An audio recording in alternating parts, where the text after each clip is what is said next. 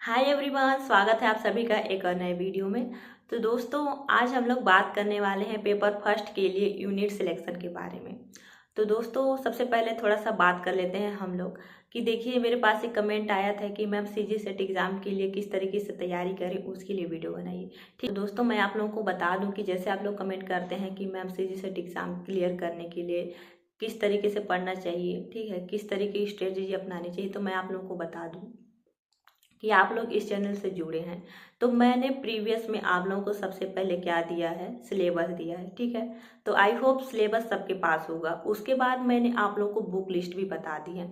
तो पेपर 1 के लिए आप वो बुक ले सकते हैं, ठीक है। और लाइफ साइंस वालों के लिए भी पाथ फाइंडर की बुक मैं बता चुकी हूँ, तो आप उसको भी ले सकते हैं। प्रीवियस वीडियो में आप लोग देखेंगे तो सिलेबस की बात हो गई है, बुक लिस्ट की भी बात हो गई है, ठीक है।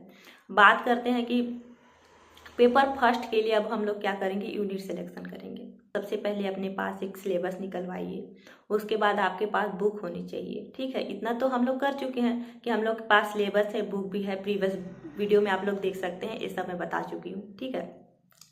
उसके बाद तैयारी कैसे करें, तो सबसे पहले इसी चीज़ के लिए मैं वीडियो ला रही हूँ और आने वाले टाइम में वीडियो लाऊंगी भी, ठीक है। तो आप लोगों को क्या करना है कि चैनल से जुड़े रहना है, ठीक। तो आज हम लोग बात वही करने वाले हैं कि तैयारी कैसे करें, ठीक है। उसी से रिलेटेड वीडियो रहेगा। तो मैं आप लोगों को आज बताने वाली हूँ कि यूनिट सिलेक्शन कैसे करना है हम लोग को पेपर फर्स्ट के लिए। ये भी एक स्ट्रेटेजी वीडियो है, मान के चलिए कि स्टडी कैसे करें। तो दोस्तों, सिलेबस तो सबके पास होगा। जैसे कि आप लोग सभी जानते हैं कि हम लोग के पेपर फर्स्ट के सिलेबस में 10 यूनिट है, ठीक है। टीचिंग एप्टीट्यूड है, रिसर्च एप्टीट्यूड है, कॉम्प्रिहेंशन है, कम्युनिकेशन है, ठीक है, डीआई है, रीजनिंग है, डाटा और मैथमेटिक्स है, ठीक है। पीपल डेवलपमेंट इन्वायरमेंट है, आईसीटी है, हायर एजुकेशन है। इन सबको मिला के हमारे पास कुल टोटल 10 यूनिट्स हो जाते हैं, ठीक है। अब हम लोग बात करते हैं लर्नर के बारे में कि लर्नर भी दो तरीके के होते हैं। सबसे पहले तो उनको एक कैटेगरी में लेते हैं जिनको मैथ, रीजनिंग, डीआई ये सब बहुत अच्छे से आता होगा, ठीक है। तो मैं बता दूं, और कुछ लर्नर ऐसे भी होंगे जिनको मैथ, डीआई, रीजनिंग से नफरत सी होगी, जिनको नहीं ही आता होगा, ठीक है। तो मैं आप लोगों को बता दूं कि मैं भी उनमें से एक थी कि मेरे को मैथ, डीआई इन सब चीज़ों से थोड़ी सी दिक्कत थी। हालांकि उतनी नहीं, लेकिन ठीक है, 2-3 यूनिट रहते ही हैं। 10 यूनिट है तो 3 यूनिट चलता है, ऐसे में कोई दिक्कत वाली बात नहीं है वैसे तो। बहुत सारे लोगों को क्या होता है कि मैथ, डीआई, रीजनिंग से डर लगता है।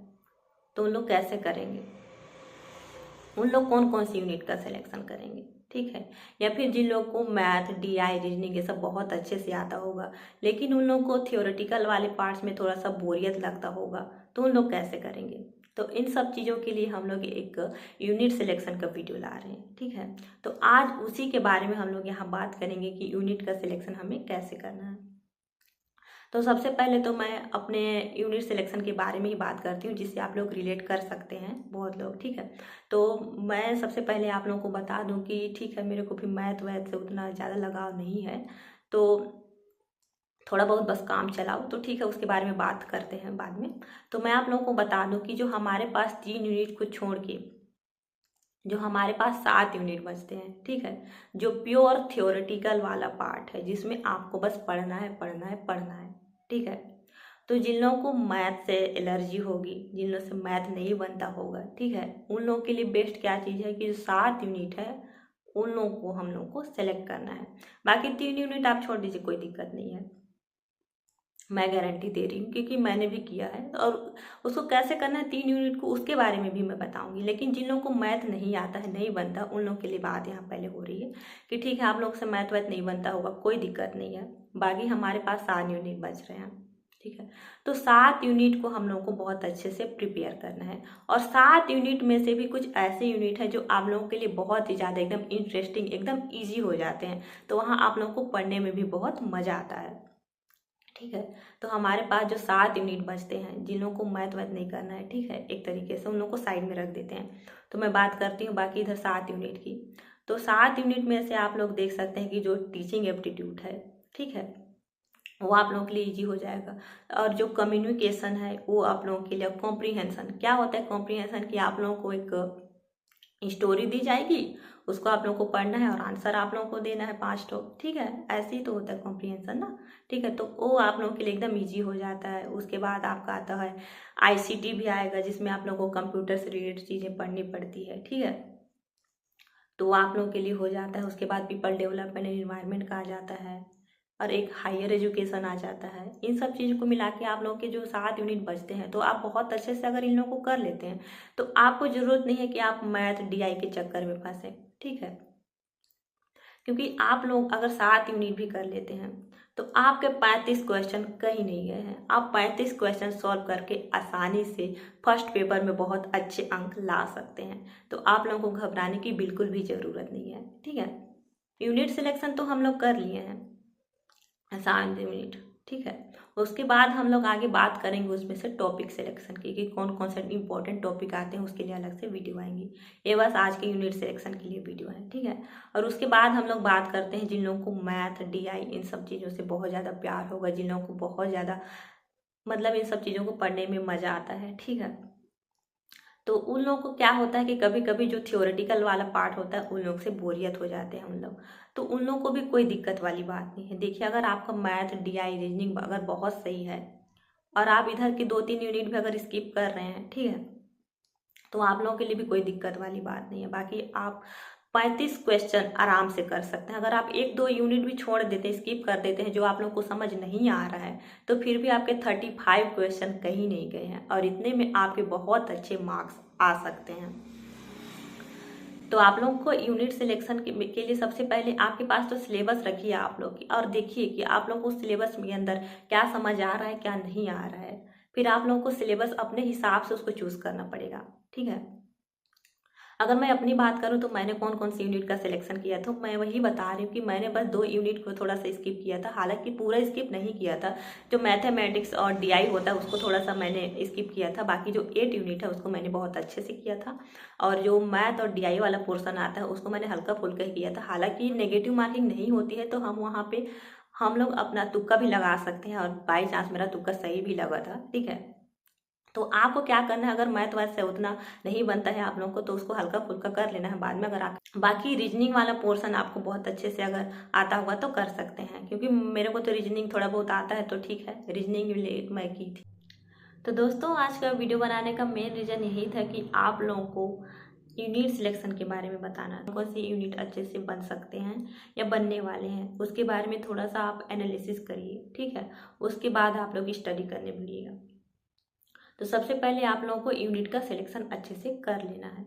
अगर मैं अपनी यूनिट के बारे में बताऊं तो मैंने 8 यूनिट को बहुत अच्छे से किया था। बाकी मैथमेटिक्स और डीआई को थोड़ा सा साइड में रखा था, तो उसके लिए मैंने हल्का फुल्का ही किया था बाद में, ठीक है। तो आप लोग जैसे कि जानते हैं कि हर यूनिट से लगभग 5 क्वेश्चन आते हैं, तो अगर आप 7 या फिर 8 अगर यूनिट भी कर लेते हैं तो आपके 35-40 क्वेश्चन कहीं नहीं गए हैं, ठीक है। तो आप अगर इतना क्वेश्चन भी आराम से कर लेते हैं तो आप लोगों को एक अच्छे मार्क्स मिल सकते हैं। तो आप लोगों को ज़्यादा घबराने की ज़रूरत नहीं है कि मैथ डीआई रीजनिंग ये सब नहीं बनता है तो क्या हम लोग स्कोर कर पाएंगे नहीं कर पाएंगे। तो आप लोगों को इतना परेशान होने की बिल्कुल भी ज़रूरत नहीं है। अगर आप लोगों से मैथ डीआई ये सब नहीं भी बनता है तो आप रेस्ट जो यूनिट बनते हैं 7, ठीक है, आप उसको अच्छे से कर सकते हैं। बाकी रीजनिंग आपके ऊपर है, अगर आप लोगों से रीजनिंग बनता है तो कर सकते हैं, नहीं बनता है तो ठीक है, थोड़ा बहुत तो कर ही सकते हैं, क्योंकि रीजनिंग में उतना मैथ वैथ का उतना झंझट नहीं रहता है। तो रीजनिंग तो एक आसान सी चीज़ हो जाती है, थोड़ा बहुत मेहनत लगता है, बाकी आप कर सकते हैं। तो आप लोगों को 8 यूनिट अच्छे से प्रिपेयर करना है, ठीक है, क्योंकि 8 यूनिट के अंदर भी ऐसे बहुत सारे यूनिट हैं जो बहुत ईजी हो जाते हैं। अगर हम लोग कॉम्प्रिहेंशन की बात करें, ठीक है, वो हो जाता है।